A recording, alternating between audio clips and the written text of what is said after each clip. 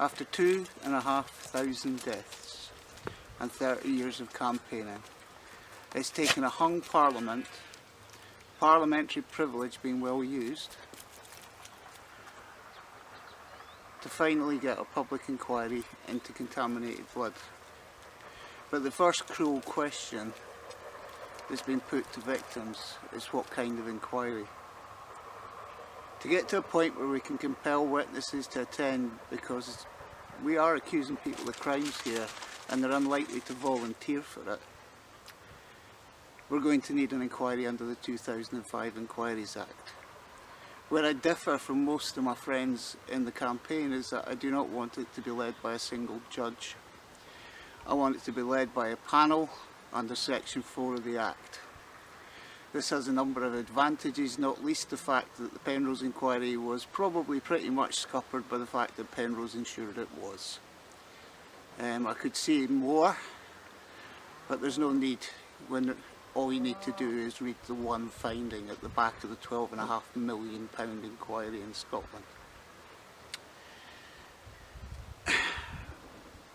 I'm actually more concerned about things like the terms of reference. Yes, we need to turn the normal protocol of the department responsible for it, being the department responsible for it. The Department of Health cannot run this inquiry in any way, shape or form other than providing evidence.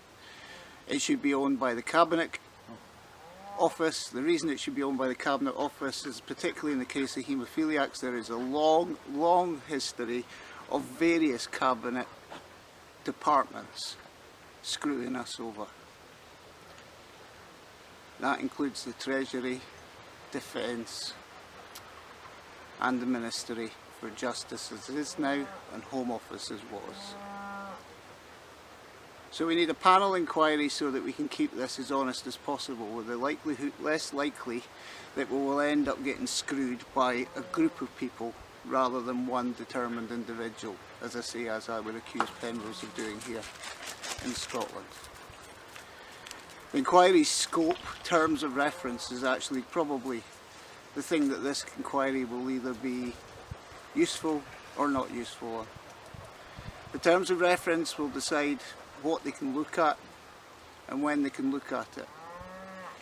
Now, in the case of non-haemophiliacs, it's relatively simple and centres around a campaign related to 2 viruses. The haemophilia campaign was never about 2 viruses. The haemophilia campaign was about contaminated blood, full stop, and our exploitation and research from that blood.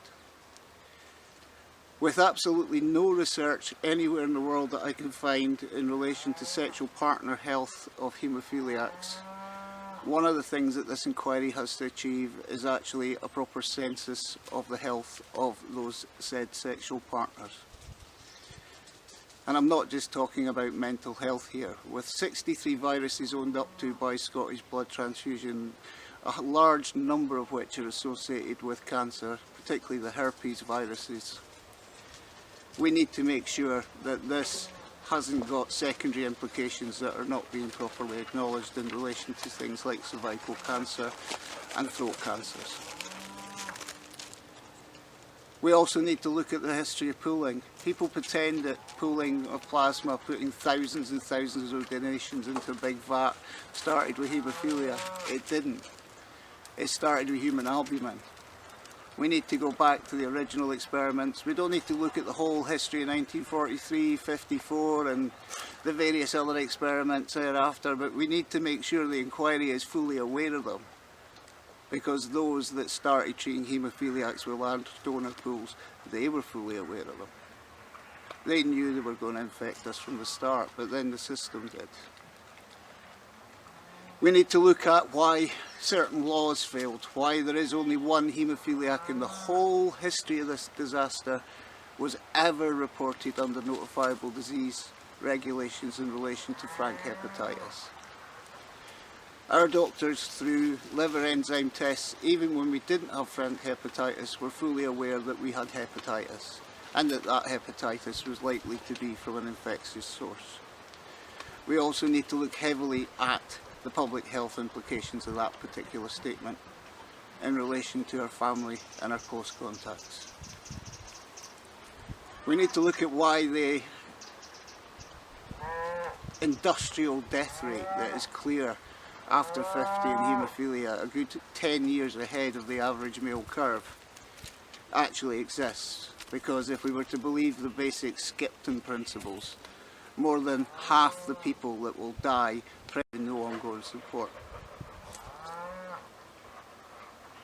We need to look at the spectacular lies in Penrose in relation to whole blood. Surrogate marker testing, which the Germans introduced, so we can have a look at the West German figures in relation to hepatitis exposure and see if it's different. I suspect it is. Surrogate marker testing would have made a difference in relation to individual donations. It would have made a big difference.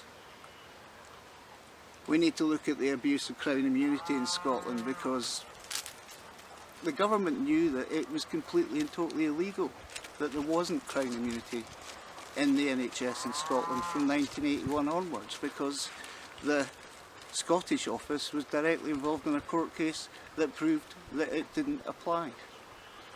So we've got a medicine that's been produced in Edinburgh, supposedly compliant with the Medicines Act. By the way, both factories in Britain failed every medicines inspection they had during the most infectious period in haemophilia history.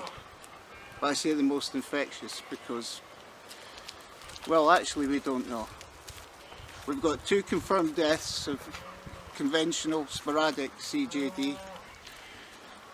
We've probably got more deaths from other viruses that are not being properly acknowledged. So this inquiry in relation to plasma products and pooled products must look at the overall pathogenic insult, even if it is only to protect the long-term health of the victims still alive and their sexual partners in relation to creating proper medical histories. Something we have been denied by systematic editing of our notes and by systematic editing of the truth by government. I don't want to go on for too long at this moment in time. I'm not going to the meeting that the government's calling on the 12th because it's going to be quite chaotic, and I don't feel that there's any need for me to go to such a meeting. I've spoken to a number of politicians. I've made it clear what I think needs to happen. I made it clear where I think we need to look. And I made it clear that we cannot be stuck with 2 pathogens. The final thing that needs to be clear is to get rid of the quite appalling desperation that exists, particularly in victims outside of Scotland.